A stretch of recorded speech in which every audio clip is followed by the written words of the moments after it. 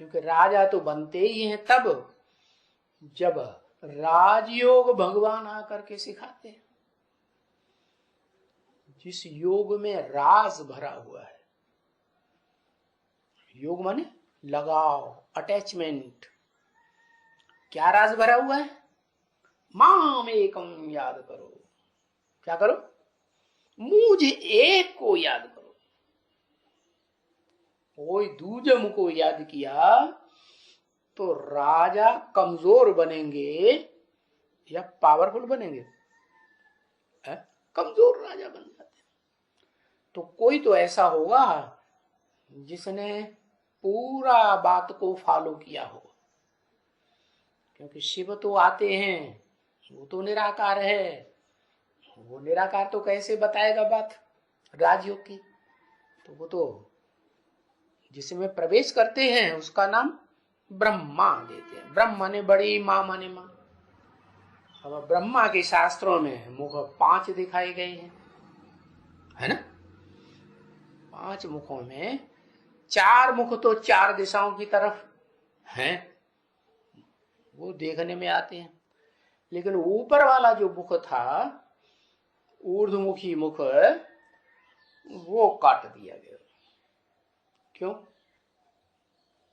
क्योंकि उस मुख ने ब्रह्मा के मुख से जो वेदवाणी निकली, उन वेदों की भर्त्सना करना, ग्लानि करना शुरू कर दिया। इसीलिए गीता में लिखा हुआ है त्रैगुण्य विषया वेदा निस्त्रैगुण्यो भवा अर्जुन। हे अर्जुन, हे आदम, तू क्या कर, ये जो वेद है ना ब्रह्मा के मुख से निकले हुए, 4 मुखों वाले ब्रह्मा के मुख से निकले हुए, ये 3 गुणों से भरे पूरे हैं। क्या? कौन से 3 गुण? सतरज तम। ये 3 गुणों में जरूर गिराएंगे।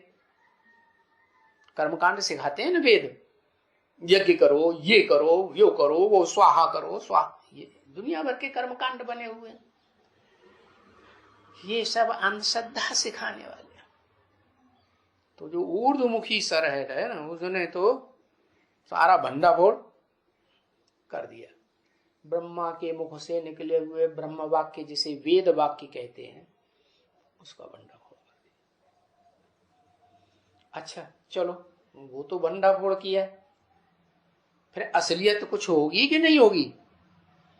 तो असलियत वही ऊर्ध्वमुखी ब्रह्मा, वही आत्मा है जो आदम वाली आत्मा कही जाती है, अर्जुन कही जाती है।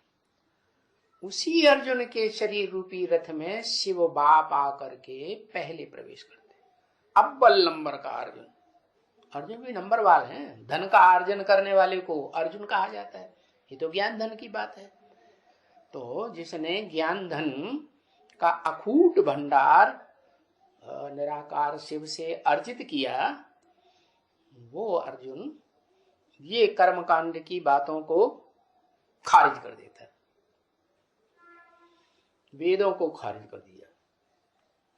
तो फिर अब वेदों को मानने वाली तो प्रजातंत्र सरकार है कि आज की दुनिया में, कि नहीं है? वेदों को बहुत मानते हैं। ये सारे स्कूल खोले हुए हैं, नाम रख दिया गुरुकुल, और उनमें 3-3 घंटे वेद का पाठ होता है, वो कंपलसरी है।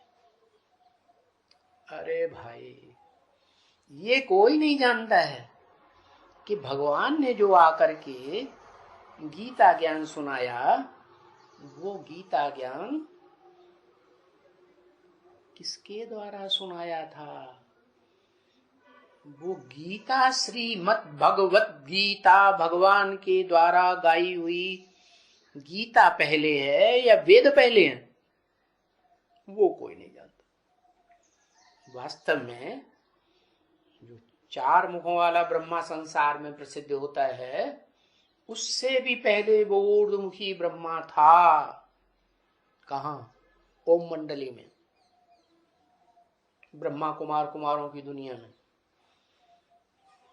जिस ओम मंडली में उस ब्रह्मा के तन में प्रवेश करके है, उस अर्जुन के तन में प्रवेश करके उसका नाम भी दिया था ब्रह्मा, लेकिन वो पहले नंबर का ब्रह्मा हुआ या नंबरवार हुआ? पहले नंबर। इसलिए मुकर्रर रहता है वो षष्ठी रूपी रंगमंच पर।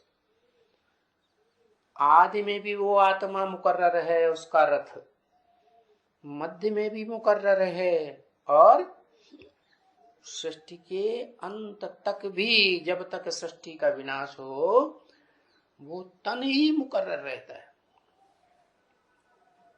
तो बताया ये धर्म भ्रष्ट कर्म भ्रष्ट राजाओं की सरकार है, जो राजा भगवान ने आके बनाया था, क्योंकि भगवान का नारा ही है क्या?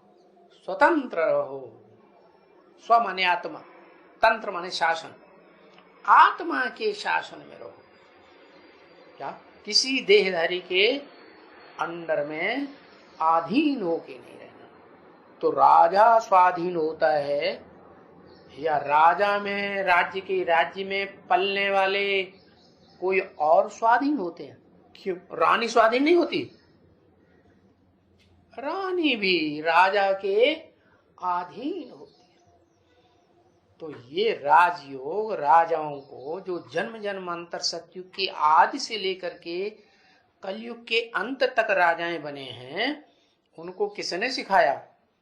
उसी निराकार शिव ने आकर के अकूट ज्ञान का भंडार राजयोग का दिया, और उसने अर्जुन को, अव्वल नंबर अर्जुन को, जिसे ऊर्ध्वमुखी ब्रह्मा कहा जाता है, ऊपर वाला मुख, उसको